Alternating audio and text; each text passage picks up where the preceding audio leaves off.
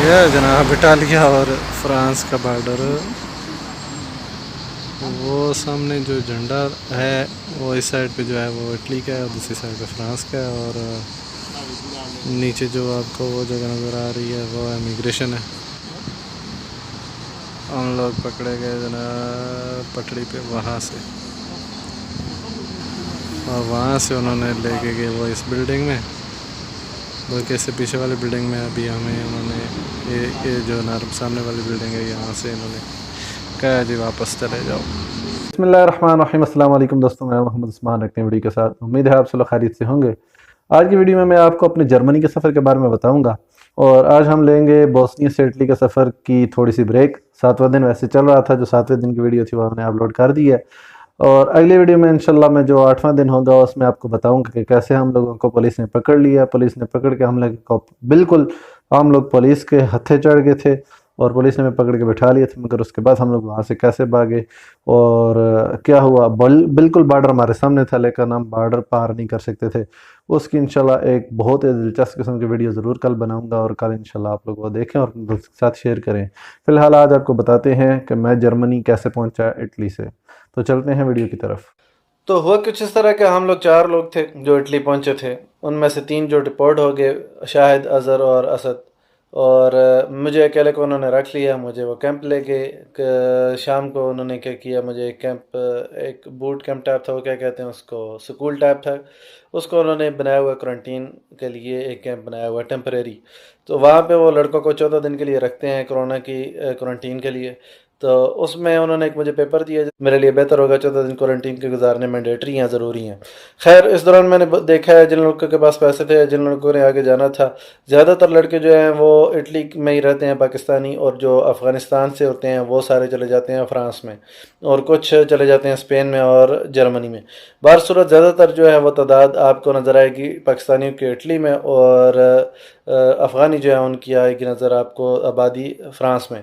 वहाँ पे वो काम करते हैं, उनको वहाँ पे पेपर मिल जाते हैं। तो अफ़गानी जो लड़के मेरे साथ जानने वाले थे या साथ थे, वो गाए बगाए जाते रहे आते रहे। उन्होंने क्वारंटीन के कोई सिस्टम इस तरह नहीं रखा हुआ, बैक साइड पर उन्होंने एक वो जाली रखी हुई है, तो वहाँ से जाते हैं। खैर वहाँ से जो लोग जाते हैं फ़्रांस में या जर्मनी में या स्पेन में, उन्होंने फ़्रांस से होके जाना होता है, जो नॉर्मल एक गेम है। और उसके 2-3 तरीके होते हैं। एक तो ये है कि भाई जर्मनी आप बाई ट्रेन खुद जाएं, और एक है कि भाई वहाँ पे चले जाएं। वेंटिमिलिया में एक शहर है बिल्कुल फ्रांस के बॉर्डर पे, जैसे कि मैंने किया था। तो वहाँ पे कुछ एजेंट बैठे होते हैं पठान, और भी काफ़ी सारे लोग पंजाबी भी बैठे होते हैं, पाकिस्तानी। तो वो भी लोगों को अकोमोडेट करते हैं, सर्विस देते हैं, लेके जाते हैं। वो क्या होता है इंशाल्लाह नेक्स्ट आपको मैं वीडियो में बताता हूँ। तो मैंने 14 दिन वहाँ पे गुजारे। वो किसी मजबूरी के तहत, मेरे पास पैसे नहीं थे, तो पैसों का इंतज़ाम करते करते मुझे तकरीबन 10-12 दिन गुजर गए। खैर वो क्वारंटीन का भी मेरा टाइम पूरा हो गया। मैंने वहाँ से बस का टिकट करवाया, अपने दोस्त के पास जाना था मैंने, बोलोनिया में, जो एक शहर है इटली का, बोलोनिया। वहाँ पे मैं चला गया। वहाँ पे फिर मेरा प्रोग्राम था जी, आज जाता हूँ कल जाता हूँ, तो दोस्त के साथ था इसलिए वहाँ पे फिर चलते चलते करते कराते ईद गुजर गई, और 1 महीना मेरा पूरा गुजर गया इटली में। तो ईद का जिस दिन, मतलब जिस दिन ईद थी उसी दिन मैंने टिकट करवा लिया और वहाँ से निकल पड़ा। वहाँ से मैंने टिकट करवाया जेनोवा का। वैसे जनरली जो लोग जाना चाहते हैं वह फ़्रांस, वो क्या करते हैं, पहले मिलान हो जाते हैं। मिलान जो शहर है यहाँ का, बाई ट्रेन जाते हैं, वहाँ से फिर ट्रेन से जाते हैं जेनोवा। जेनोवा से एक वेंटिमिलिया ट्रेन जाती हैं रोज़ाना, तकरीबन हर 3 घंटे बाद जाती है एक ट्रेन जेनोवा से वेंटिमिलिया। वेंटिमिलिया शहर है बिल्कुल इटली और फ़्रांस के बॉर्डर पे। तो मैं जा सकता था बोलोनिया से डायरेक्ट जेनोवा, इसलिए मैंने बस का टिकट करवाया और जेनोवा चला गया। जेनोवा जो है वो काफ़ी क्या कहते हैं, बदनाम इलाका है। वैसे भी इटली में जो है, आप लोगों को पता शायद हो या ना हो, काफ़ी सारे लोगों को, कि सिसिलियन माफिया जो बहुत ज़्यादा मशहूर है, जो नवाज शरीफ के बारे में भी मशहूर हुआ था कि सिसिलियन माफिया हैं ये। तो सिसिली जो शहर है वो असल में है ही इटली में, और वहीं पे जो दुनिया के सबसे बड़े गैंगस्टर और माफियाज और ड्रग माफिया और बहुत सारे और भी मामलात जो हैं वो 2 नंबर धंधों में वहाँ पे मुलवस होते हैं लोग। तो सिसिली जो है वो इटली का एक इलाका है। तो अभी भी इटली में बहुत ज़्यादा ड्रग्स के और बहुत सारे माफियाज और गैंगस्टर्स वगैरह होते हैं। तो रात को जब मैं वहाँ पे पहुँचा तकरीबन 12-12:30 बजे, तो पता चला जी ट्रेन स्टेशन जो है वो बंद है। तो मुझे ट्रेन स्टेशन के बाहर ही सोना पड़ा। हाँ जी दोस्तों, अभी मैं पहुंचा हूँ इधर जिनोवा में, फ़्रांस की तरफ मैं रवाना हूँ। इंशाल्लाह वहाँ पे जा रहा हूँ। और इस वक्त एक फुटपाथ पे एक बेंच पे सो रहा हूँ। और जितने भी लोग जो हैं फें वाले होते हैं ना, हैंकी फेंकी करने वाला, वो बड़े फूफा होती हैं, उनमें हवा भरी होती है जनाब। हम यूरोप में बेसी मरतबा मेरी तरह उन्होंने ना इधर ऐसे यूरोप में कहीं ना कहीं उन्होंने ऐसे फुटपाथों पर ज़िंदगी गुजारी होती है, फुटपाथों पर रातें गुजारी होती हैं। और फिर बाद में उनको अपनी औकात याद नहीं रहती। मैं सिर्फ ये चीज़ें इसलिए रिकॉर्ड कर रहा हूँ कि अल्लाह न करे जब कभी अपनी औकात भूलने की सोच जहन में आए, जब औकात भूलने लगी, तो तब वापस जब ये बातें देखेंगे, यार कैसे रसों से आए थे, कैसे कैसे दिन देखे थे, कैसे मामलात देखे थे, कैसी रातें देखी थी, तो फिर उसके बाद सीधे रास्ते पे खुद ही पड़ जाएं।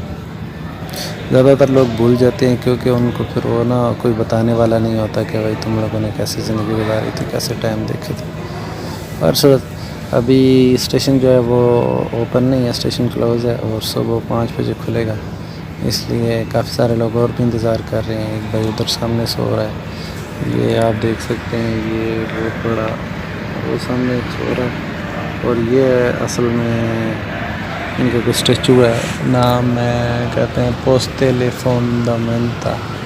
अब मुझे तो नहीं पता ये क्या है, क्योंकि मैं भी नया हूँ और इटालियन तो मुझे नहीं आती। कोशिश तो की है वैसे पढ़ने की, लेकिन समझ नहीं आई कि क्या है।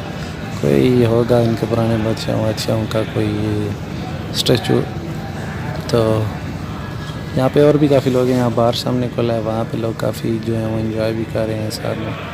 उसके बाद जब सुबह हो गई तो ट्रेन जो है वो ओपन हो गई, स्टेशन जो है वो ओपन हुआ 5 बजे। 5:22 पे ट्रेन ने जाना था वेंटिमिलिया के लिए। और मुझे पता था कि ज़्यादातर लोग जो हैं वो उसमें वो टिकट नहीं लेते।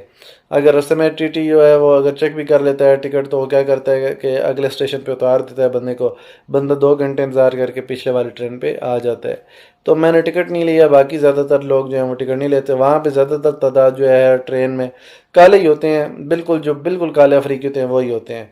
उन्होंने वहाँ पे 2 नंबर धंधे भी संभाले होते हैं, वहीं पे क्या कहते हैं अपना फैक्ट्री पे काम करते हैं। तो वो एरिया तकरीबन इटली में ज़्यादातर लोग जो हैं ये काले ही हैं अफ्रीकी। तो मैं भी बैठ के बगैर टिकट के, और किसी ने पूछा नहीं मुझे टिकट का, इस तरह मैं भी बच गया और वेंटिमिलिया पहुंच गया। तकरीबन 2 घंटे का ये ट्रेन का सफ़र था। तो वेंटिमिलिया पहुंच के मैं उतर के मुझे पता नहीं था इतना ख़ास उस बारे में कि भाई वहाँ पे होता क्या है। ज़्यादातर लड़कों ने कहा था जी कि भाई वहाँ से टैक्सी जाती है या फिर आगे ट्रेन पे लड़के ट्राई करते हैं। मैंने क्या किया, वहाँ से पैदल चलना शुरू किया। एक लड़का और मिल गया मुझे अरबी साथ में, और वो मेरे साथ चल पड़ा। हम लोग पैदल चलते चलते तकरीबन 5 किलोमीटर रास्ता था वेंटिमिलिया से बॉर्डर तक का। तो बॉर्डर पे हम लोग पहुँचे हैं, वहाँ तक तो हमें कोई मसला परेशानी कोई नहीं आई।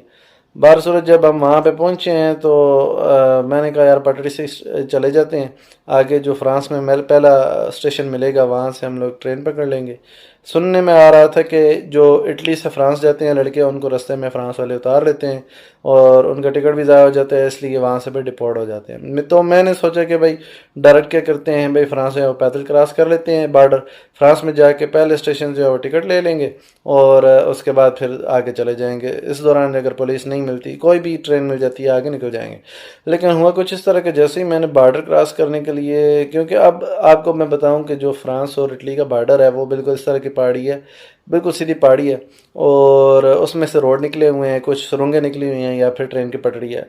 तो उन रोडों पे और सुरंगों पे और ट्रेन की पटड़ी पे पुलिस के नाके होते हैं। तो कोरोना की वबा जो है वो दोबारा बढ़ रही है, जिसकी वजह से ये एक्स्ट्रा सेफ्टी प्रिकॉशंस ले रहे हैं, सेफ्टी मेजर्स ले रहे हैं और लोगों को चेक कर रहे हैं। तो उनके ख्याल में जो है ये जो माइग्रेंट्स हैं ये इस चीज़ की वजह बन जाते हैं। अगर किसी को कोरोना वगैरह या ऐसी कोई बीमारी हो तो वो जाते हैं, गायब हो जाते हैं और दूसरे लोगों को वो फिर जो बीमारी है उससे इन्फेक्ट करते हैं। तो इस वजह से उन्होंने इस चीज़ की सख्ती की हुई है, ज़्यादातर लोगों को ट्रेन से उतार लेते हैं।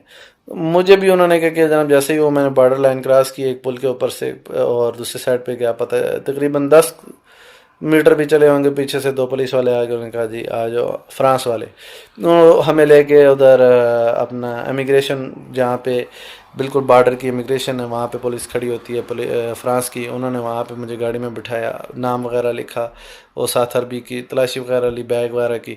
वहाँ से हम उन्हें गाड़ी में बिठाया, गाड़ी में बिठा के फिर दोबारा जो है वो एक और थाने में ले गए।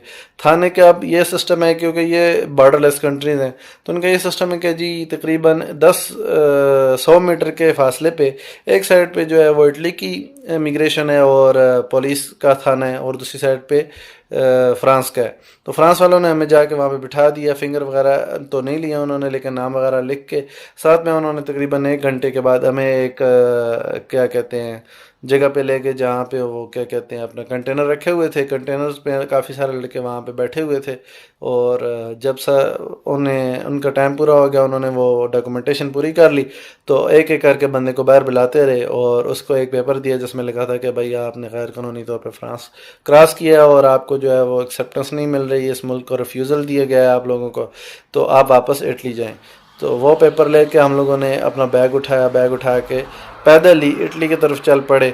और 2 मिनट पहले हम लोग फ्रांस में थे और 2 मिनट बाद हम लोग इटली में हम जब पहुंचे तो वहाँ पे जो थाना था, वहाँ पे पुलिस वाले के सामने खड़े थे रोड के ऊपर। उन्होंने कहा भाई इधर आ जाओ। जब उनके पास गए तो उन्होंने फिर वही पेपर हमसे लिए जो फ्रांस वालों ने दिए थे, उन पे हमारे नंबर लगाए। नंबर लगा के उन्होंने एक पेपर और दे दिए जिसमें उन्होंने कहा कि भाई 7 दिन के अंदर अंदर जो है वो एक शहर है वहाँ का एम्पीरिया, वहाँ पे जाके आप लोगों ने हाज़िरी देनी है। तो क्योंकि ज़्यादातर लोग जो ज़ाहिर बात है अब वो क्रॉस करने बॉर्डर आए हैं तो फ्रांस जाना चाहते हैं, इटली तो जाना नहीं चाहते। वहाँ पे अगर जाना होता तो फिर सीधे कैंप में ही चले जाते।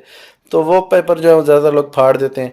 मैंने भी ऐसे किया, फिर वापस गया। वापस जाके अब दूसरी दफ़ा हम लोगों ने जो अरबी था, एक और अरबी मेरे साथ मिल गया। हम लोगों ने भाई कहा कि भाई सर करते हैं पहाड़ी वाली साइड से चले जाते हैं, रोड से नहीं ट्राई करते। तो पहाड़ी साइड से हम लोग चढ़ना शुरू हुए दिन के तकरीबन 3 बजे, 2-2:30 बजे। तो पहाड़ी इतनी गर्मी भी बहुत ज़्यादा थी, वहाँ पे पहाड़ी थी, तो चलते चलते तकरीबन हमें 3 घंटे 4 घंटे हमें वो पहाड़ी चढ़ने में लगे हैं। बहुत ही ज़्यादा गंदी पहाड़ी थी। असल पहाड़ी इतनी बड़ी नहीं थी, लेकिन उसमें झाड़ियाँ इतनी उगी हुई थी कि वो कांटों की तरह थी, और जहाँ पे रास्ते शो होते थे वहाँ पे रास्ते थे नहीं। तो वही पहाड़ी जो है वो ज़्यादातर मेरे सुनने में आया कि जो पठान लोगों के साथ आप लोग जाते हैं वो 100 यूरो लेते हैं, 120 यूरो लेते हैं। वो क्या करते हैं जनाब, बंदे को टैक्सी में जो वेंटिमिलियस ले आते हैं बॉर्डर तक, वहाँ से वो पहाड़ी क्रॉस करवा के दूसरी साइड पे कहते हैं जाके अपना स्टेशन से ख़ुद ही टिकट लेना पड़ता है। स्टेशन वो दिखा देते हैं, वहाँ से टिकट लेना पड़ता है, और टिकट लेके फिर बंदा उसकी अपनी आगे किस्मत है कि उसको पुलिस उतारती है या नहीं उतारती। आगे जो नीस शहर है फ्रांस का, वहाँ पे ज़्यादातर कहते हैं पुलिस उतार के वापस ले आती है, डिपोर्ट कर देती है। हालांकि वो तकरीबन 30 किलोमीटर आगे। ये है जी भाईजान वो वाली फ्रांस वाली पहाड़ी जो लोग कहते हैं जी पार करवा के पठान जो है 200 के 150 यूरो लेते हैं और फिर स्टेशन पे जो है वो बिठाते हैं। ये है वो वाली पहाड़ी जिस पे हम बैठे हैं। ये 2 अरबियाँ रास्ते में मिले थे, मैंने कहा चलो जी तुम भी साथ चल लो। अभी भैंस की दुम सुबह से हम लोग चल रहे हैं। वो उन्होंने सुरंगें बनाई हुई हैं और इस साइड पे भी सुरंग है जिस पहाड़ी पे हम बैठे हैं। बड़ी ऊंची पहाड़ी है, गंदी पहाड़ी है, ऊंची को छोड़ें गंदी पहाड़ी है बहन। फिर भी आपको बताना था जी, ये है वो फ्रांस वाली पहाड़ी जो पठान क्रॉस करवा के ट्रेन दिखाते हैं, पटरी अपना स्टेशन पे बिठाते हैं। खैर हम लोगों ने वो पहाड़ी क्रॉस की। पहाड़ी क्रॉस करने के दौरान हमें एक वो स्विट्ज़रलैंड का एक वो क्या कहते हैं हिल, वो क्या कहते हैं यार, वो माउंटेन हाइकर कहते हैं, क्या कहते हैं, खैर वो कोई पेमार टाइप था। वो उस वक्त कह रहा था जी मैं 1 हफ्ते से इन पहाड़ियों में घूम रहा हूँ और इन पहाड़ियों की सैर कर रहा हूँ। सैर क्या कर रहा हूँ, इन पहाड़ियों को सर करने की कोशिश कर रहा हूँ।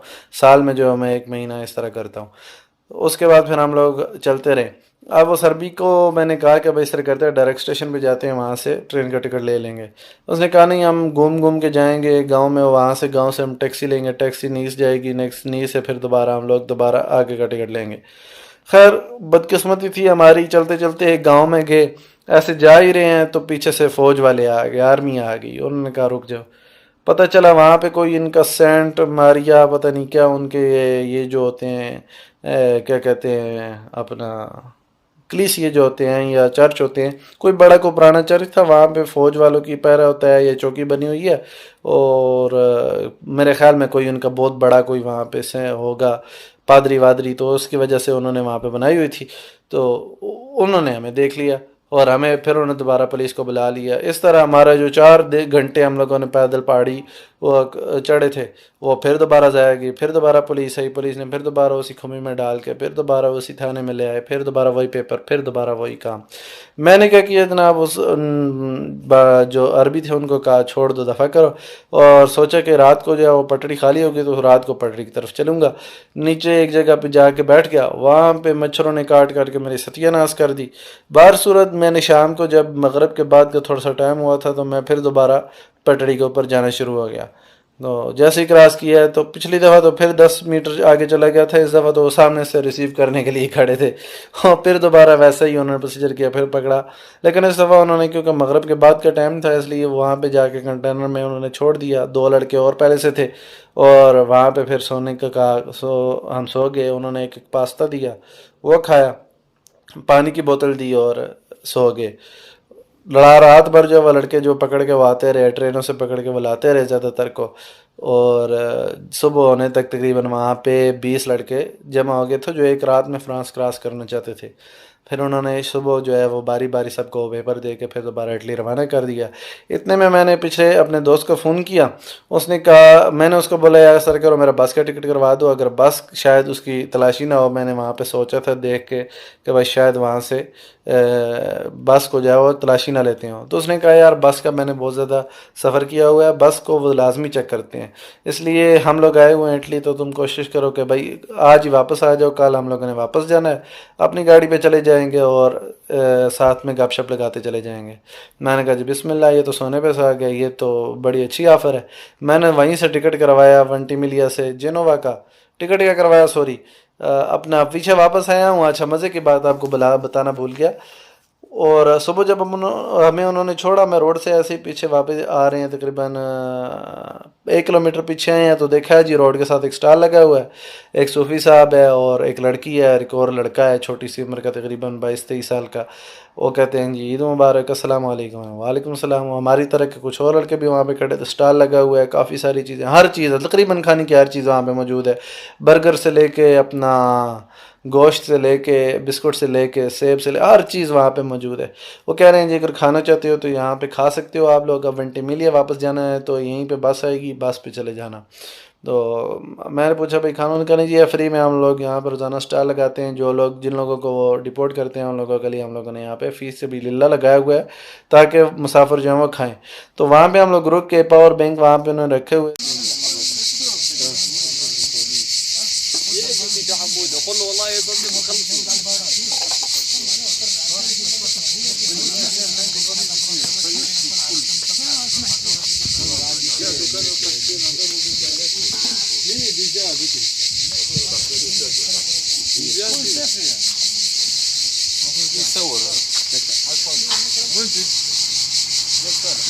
नेकी करने के लिए कोई मज़हब, कोई मोल, कोई रंग, कोई नस्ल, कोई किसी किस्म का कैद बंद नहीं है, लेकिन इस्लाम जो है वो बुनियादी तौर पे नेकी करने का, नेकी सिखाने का जो है वो मज़हब है।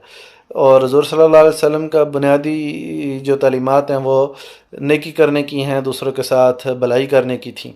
मगर अफ़सोस के साथ मुझे ये कहना पड़ेगा कि पाकिस्तान में हम लोग जो है वो अमीर को सलाम करने वाले लोग हैं। अमीर को कोई मसला नहीं है, कोई पूछता ही नहीं है, और चाहे वो कानून है चाहे वो हम आम लोग हैं, ठीक है, हम लोग उसकी अल्लाह माफ़ करे वो दाश्ता बन के बैठे हुए हैं। और गरीब जो है, अब मुझे अपने से कोई गरीब कोई कमज़ोर मिलता है तो मैं कोशिश करता हूँ उसको और मज़ीद जो है वो मारूँ, उसको मज़ीद दबाऊँ, और नेकी करने के बजाय हम लोग इस तरह करते हैं। और ये लोग जो हैं यहाँ पे मैंने एक देखी क्वालिटी बहुत है लोगों को, मैं बिल्कुल मतलब अमीर है ना तो वो अपने घर के लिए है, लेकिन घर सबके एक जैसे हैं और गाड़ियाँ सबके पास एक जैसी हैं और फैसिलिटी सबको एक जैसी मिलती हैं। तो ये ऊंच नीच जो है ये सिर्फ हम लोगों में है, ग़ुलामों में, जो पाकिस्तानी हैं, इंडियन में, और ये हमारे लिए बहुत बड़ी बदकिस्मती की बात है। तो खैर नेकी हर किसी को करनी चाहिए, इसको रंग, नस्ल या कौम या मज़हब या इलाका या ज़ुबान से कोई जोड़ना नहीं चाहिए। तो वो लोग जो थे उनमें से एक जर्मन था, एक अपना अफ़गानी लड़का था जो जर्मन में बचपन में गया था, वहाँ से फिर उसने पेपर वगैरह ले लिए और यहाँ पे आके लोगों की खिदमत कर रहा था। और एक लड़की और थी, वो थी इटालियन। तो ये 3 मुल्कों से लोग मिल के आके मुसाफिरों की खाने की और बहुत सारी चीज़ों की खिदमत कर रहे थे। पावर बैंक उन्होंने रखे हुए थे, उन्हें पता था कि भाई इनके मोबाइल जो है चार्ज करने होते हैं। तो हम तकरीबन सारा दिन वहाँ पे बैठे रहे और उन्होंने कहा जी टिकट जो है वो बस के हम लोग लेके देंगे, आप जब भी आएगी बस उनमें बिठाएंगे भी, क्योंकि मुसाफिरों को ज़्यादातर वो कोशिश करते हैं बसों में ना बिठाएं। उन्होंने हमें खाना वगैरह दिया। उसके बाद फिर उन्होंने बस जब आई तो वहाँ पे बस में भी बिठाया, बस का टिकट भी दिया 2.5 यूरो का। और जब मैं वेंटिमिलिया पहुँचा, वेंटिमिलिया पहुँच के फिर मैंने दोबारा जेनोवा का टिकट लिया। जेनोवा पहुँच के रात को फिर मैंने 2 बजे का टिकट वापस अपने दोस्त का जो शहर था बोलोनिया वहाँ का लिया। और वहाँ से फिर हम दोबारा अपनी गाड़ी में बैठे। गाड़ी में बैठ के हम लोग अपनी गाड़ी में रास्ता अपना ऑस्ट्रिया पहले आए, ऑस्ट्रिया से फिर जर्मनी आ गए। तो इस वक्त मैं जर्मनी में मौजूद हूँ। तो आपने वो वीडियोस देखी होंगी, मैंने लाइव की थी, वो वीडियो अपलोड की थी फेसबुक पे। इसके अलावा अपने पेज पे भी लाइव में आया था जब मैं आ रहा था ऑस्ट्रिया वाली साइड से। तो ये थी हमारी दास्तान। अभी मैं जर्मनी में हूँ इस वक्त तक। तो मैंने हाल फ़िलहाल जो अपना झील नहीं करवाई, असाइलम अभी तक नहीं करवाई, तो उसके लिए इंशाल्लाह 1-2 दिन में देखता हूँ जाके। सुनने में आ रहा है जी अगस्त में कोई सख्ती है, कोई पता नहीं डिपोर्टेशन का सिस्टम चल रहा है, लेकिन बाहर सूरत देखते हैं। इंशाल्लाह अगली अपडेट इंशाल्लाह आपको देता रहूँगा साथ साथ में। तो उम्मीद है आपको वीडियो पसंद आई होगी। अगर पसंद आई है उसको लाइक ठोकें ज़रूर और साथ में दोस्तों में शेयर करें। और इसके अलावा चैनल सब्सक्राइब करना मत भूलें। चैनल सब्सक्राइब कर लें तो इसको जब वो घंटी वाला बटन होता है उसको ज़रूर दबाएं और साथ में ऑल नोटिफिकेशन ऑन कर दें। मिलते हैं नेक्स्ट वीडियो में। दूसरों के लिए आसानियाँ पैदा करें ताकि आपके लिए आसानियाँ पैदा हों। अल्लाह आपको आसानियाँ पैदा करने की और आसानियाँ बांटने की तौफीक अता फरमाए। अस्सलामु अलैकुम।